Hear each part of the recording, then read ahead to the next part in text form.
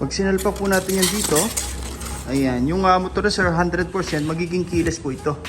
Okay, ayan o. Ayan. Plug and play lang po yun mga sir. Kahit ito lang susi. Mag-start tayo dito sa motor, sa remote. 1, 2. Yun o. Okay. Ayan. Ang maganda pa rito mga sir, pwede pa rin tayo makapag-start dito sa ignition switch. Okay? Patay na dito sa alarm. Ayan. Tapos start tayo dito sa susi. Ayun, no? Okay. Pwede pa rin tayo makapag-start. Pag tinanggal natin itong alarm, wala pong effect yan. Okay? Kumbaga may option po tayo. Pwedeng keyless, pwede rin di susi.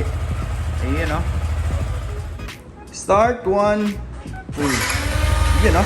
Okay, Sniper 155, yun, no? Sila sir, no? Dumayo po sa atin. Sir, tagasan po kayo, sir?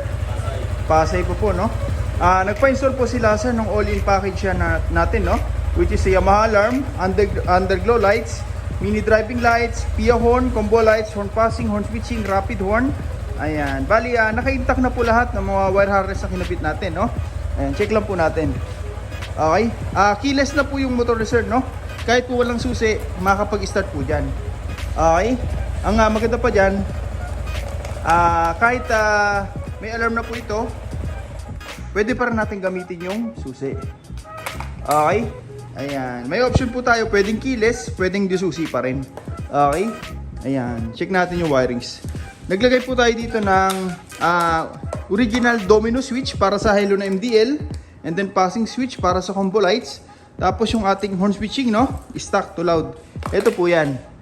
Stock horn, tapos yung loud horn. Napakalakas. So ito po yung MDL natin. Ayan, napakalakas po niyan mga sir. Ayan. Lahat po ng nabanggit natin na switch, no? Dumaan po yan sa isang harness.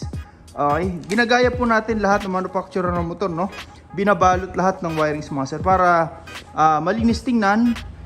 Walang pansit-pansit in case magpapagawa tayo or PMS sa mga mekaniko, hindi po sila mahirapan, no? Kasi wala pong mga wiring sa gabal, parang stock pa rin po. Wala po tayong makikita mga nakasuksok ng mga wirings dito.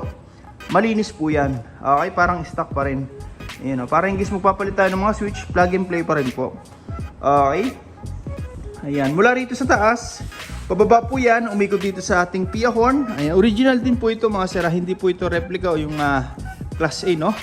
Kung mapapansin nyo kanina, binusina natin, talagang powerful po, no? Malakas. Unlike puro sa mga pick na medyo mahina po ang tunog mga sir, hindi po quality. Tapos yung MDL natin ay naka-stainless bracket hanggang ilalim po yan. High lumens po yan mga sir, ha? Tapos underglow lights, dito sa engine, nagbi-blink. Sa may likuran, steady, meron din po yan sa harap. Tapos dual contact signal light, nag-additional po sila sir, no? Okay. Ay, lahat po na nga nabanggit natin na switch, dito po yung dumiretso. Ng mga parts, no? Dito po yung dumiretso. Sa isang power module natin mga sir.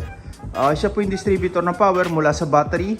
Papuntang trigger natin sa mga switch. And then bato na po papuntang output. Sa mini driving, busina, sa combo lights, rapid horn, dito na po lahat yan dumiretso. Denso po yan mga sir, made in Japan, kaya matibay talaga. Marami na tayong customer nito pong gamit, no?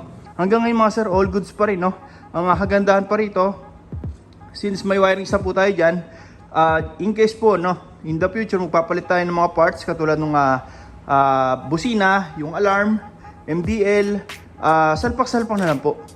Okay, kumbaga sa busina, terminal to terminal, tapos sa MDL, tatanggalin lang po natin yung balas, install natin yung panibagong set ng MDL, okay na rin po. Wala na pong gagawing rewirings, ito pong ginawa natin, fix na po yan dyan. Ganon din po sa alarm mga sir, may socket din po yan para plug and play. Ayan, no? Tulad ng video natin kanina, no? Kahit tanggalin po yung alarm, walang effect po sa motor. Ayan. May iba po kasing installer ng alarm. Pagka yung alarm nagkaroon ng malfunction o kaya hindi na po gumana, pati motor po damay. Dito, hindi po ganun tayo mag-install mga sir. Ayan. Lahat po ng wirings natin, kung mapapansin nyo, balot na balot po yan. Ito po yung galing sa Yamaha, ito po yung gawa natin na bago. Okay, para pang all weather mga sir, no? In case maabutan tayo ng ulan sa daan, magpa-motor wash, daily use, hindi po tayo mangangamba na baka magkaroon ng malfunction, no? Kasi lahat po yan nakabalot. Okay? Water resistant, heat resistant, magpa-andar man tayo ng motor o long ride, hindi po tayo mangamba na baka maapektuhan yung wirings, no? Okay, pag wala po kasing balot yan mga sir, ang tendency niya, no, lulutong po over time yung wirings natin. Okay, ang maganda pa rito, nakabalot na sa labas, nakabalot pa po sa loob ng mga shrinkable tube, no, lahat ng mga joints para mas safety. Tapos nakahinang po lahat yan mga sir, lahat ng wirings natin para mas kapit na kapit.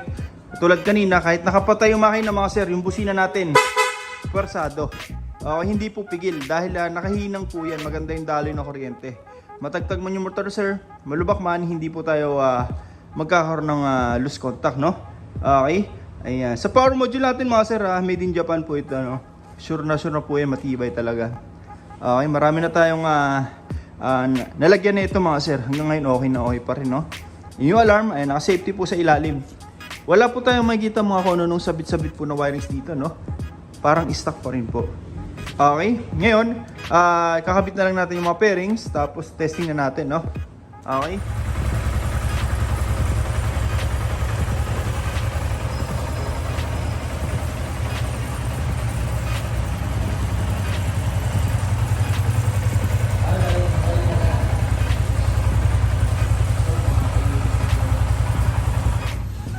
Start, 1, 2. Yan, no? Okay, natapos na po natin yung motor na sir, no? Sniper 155. Nag-install po tayo ng Yamaha 2-way alarm. Ayan. Tapos underglow lights, mini driving, PIA horn, combo lights, horn passing, horn switching. Ayan. Tapos yung ating dual contact signal light, no? Okay, ayan. Pagka naka-on, park light lang po siya. Pero pag nag-hazard tayo, automatic, babalik po siya sa dilaw po, no? Ayan. Allowed po yan sa LTO mga sir. Sir, po-off naman ng hazard, babalik po yun sa dati. Okay? Kung kanina mga sir, no, dito tayo nag-start sa Yamaha alarm, pwede pa rin tayo makapag-start doon sa susian, no? Okay? May option po tayo, pwedeng keyless, pwede pong disusi pa rin. Okay? Underglow lights mula rito sa harap, sa engine hanggang sa likod po yan, no? Okay, sir, pa-off ako na itong MDL, no? Tapos passing light, sa passing light mga sir, kung mapapansin nyo, hindi lang po MDL yung umiilaw, no? Sumasabay po dito yung headlight. Yan po yung difference ang gawa natin sa iba, no? Usually pag nag-passing, MDL lang po yung umiilaw, pero dito, sumasabay po yung headlight. Okay? Ang maganda pa dyan, since sabay po sila, pwede pa rin tayo mag-high-low ng headlight separately. Pwede pa rin tayo mag-high-low ng MDL separately nang hindi po nagsasabay-sabay. Pero pag nag-passing, automatic po yan, sabay lahat. Okay, yan po yung combo light sa atin mga sir. Hindi po tayo basta-basta nagtatap ng MDL dito sa high ng headlight, no? Na kapag ka nag-high ng headlight, sumasabay po yung mini driving. Hindi po ganun mga sir, no? Ayan, sasabay lang po siya pag passing po yung pinindot. Ang purpose natin dyan mga sir, kaya pinagsabay natin, no? Para in case na nag-high tayo ng MDL, pagka sa iba po ito, usually wala ng passing mga sir, mostly, no? Pero dito may headlight pa rin magpa-passing. For example, headlight naman yung naka-high, meron naman tayong MDL na papalit for passing. Kumbaga alternate po sila.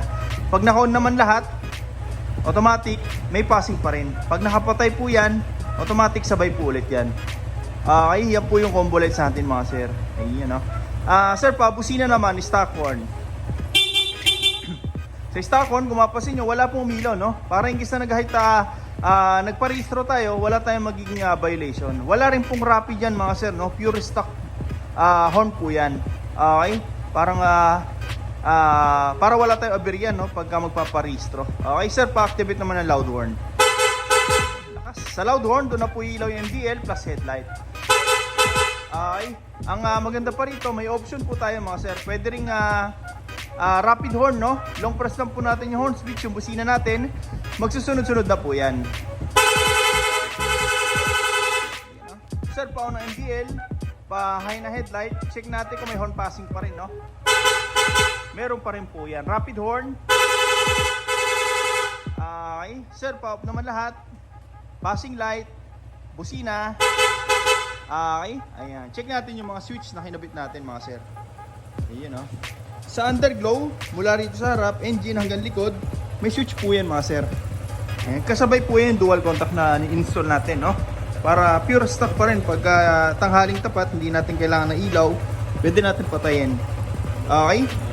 Tapos, ito po yung headlight ni sir. Ito po yung mini driving. Yun, no? Okay, kung mapasi yung serye natin, napakaliwanag na, no? Pero kitang-kita na po yung mini driving. Ayan po yung high lumens natin na mini driving, mga sir. Dahil pa po nito yung mga 60 to 80 watts na MDL, no? Subok na po natin yan. Okay? Ito po yung passing switch na kinabit natin para sa combo lights. Headlight plus MDL. Sabay po yan. Pero pwede pa rin tayo mag-hilo ng headlight lang. Pwede rin tayo mag-hilo ng MDL lang, separately. Pero pag ito po yung pinindot, automatic sabay po yan. Hindi po tayo naglalagay ng passing ng MDL dito, no, sa stock passing ng sniper, no. Kasi dito yung iba dito po nilalagay, no. Ang problema po diyan pag nag-high ng headlight, sasabay po yung mini driving, which is bawal po sa LTO. Okay, so ang ginagawa natin, additional switch para sa combo lights. Okay, ito naman po yung stock horn. Ito naman po yung loud horn. Kung gusto natin ng rapid horn, long press lang po natin itong horn switch, no. Magsusunod-sunod na po yan. Iyan, no. Okay. Ayan.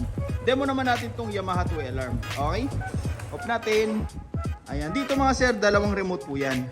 Isang main, isang duplicate, no? Pares lang po sila ng function mga sir. Kahit isa lang po yung dali natin, okay lang po. Ayan. Bali, dito, meron tayong auto start. 1, 2. Dalawang pindot lang po. Mag-i-start po siya kahit walang susi. Ayan, no? Pwede na po natin gamitin yung motor. Unlock para mamatay. Ayan, no? Okay, tapos lock. Ito po yung magandang features ng alarm natin, mga sir. Ayan. Once malak na po natin yan, kahit iwan-iwan na po natin yung motor natin sa parking lot, tapos accidentally biglang may sumangga, no? Bumangga sa motor natin, mag-warning po yan, mga sir. Okay, mag-hazard din po yan, tapos tutunog, no? Ayan, pag isa pang galaw, tutunog na po yung motor. Okay, ayan, unlock para pumula yung alarm. Okay? Ang maganda pa rito, kung gusto natin nakalaki yung motor, pero na walang tunog, pwede po yun, mga sir, naka-silent mode. Pindutin po natin itong lock button 5 times. 1, 2, 3, 4, 5. Yung motor natin, pag nagalaw po yan, automatic po yan. Itong remote lang po yung mag-alarm. Yung motor natin, tahimik po yan sa parking lot. Okay? Ayan. Para ibalik sa alarm, isang pindot lang po ulit. May alarm na po yan. Okay? For example naman, mga sir, no? Naiwan natin yung susi dito sa motor. Okay? Ang maganda rito, since nakalock po siya, once may mag-attempt na nakawin po yung motor nyo, hindi po nila magagamit. Okay? Mag-a-alarm po yan na mag-a-alarm. Unlock. Tapos, pwede na po ulit natin magamit. Iyan, no? Same lang po yan pagka naka-silent mode, no? Hindi rin po nila magagamit yung mga kahit may original key po sila. Okay? Ayan. Tapos ang maganda pa rito, mga sir, since nai-start po natin gamit tong remote, ayan, pwede rin natin patayin emergency kill switch kung tawagin po, no? Para in case na kung sakali, no, hinablot sa atin yung motor ng mga kawatan, o kaya yung motor knob, no? Ayan. Pwede nating patayin dito.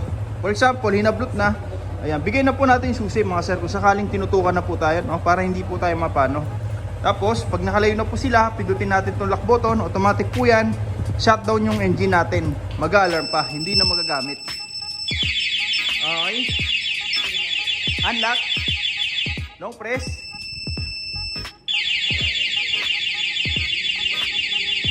Yan. Okay. Pwede na po ulit natin magamit yan, mga sir. Start. Ayan. Okay. By the way, mga sir, yung mga features po nito na kill switch, gumagana pa rin po yan. Hindi natin inaalis yan, ano? Okay. Ayan. Tsaka, ang difference pa rin itong dalawang remote, mga sir, meron po siyang locator. Ito po yan. Yung main remote po, no? Ayan. Dito wala po. Pero pwede rin natin gawing locator po itong unlock. Okay. Try natin, no? Parang kotse po yan, mga sir. You know, for example, hindi natin matandaan kung saan tayo nag-park na place, no, sa parking lot. Pindutin lang po natin to. Ayan. Mag-alarm po siya. Okay, mag-hazard din.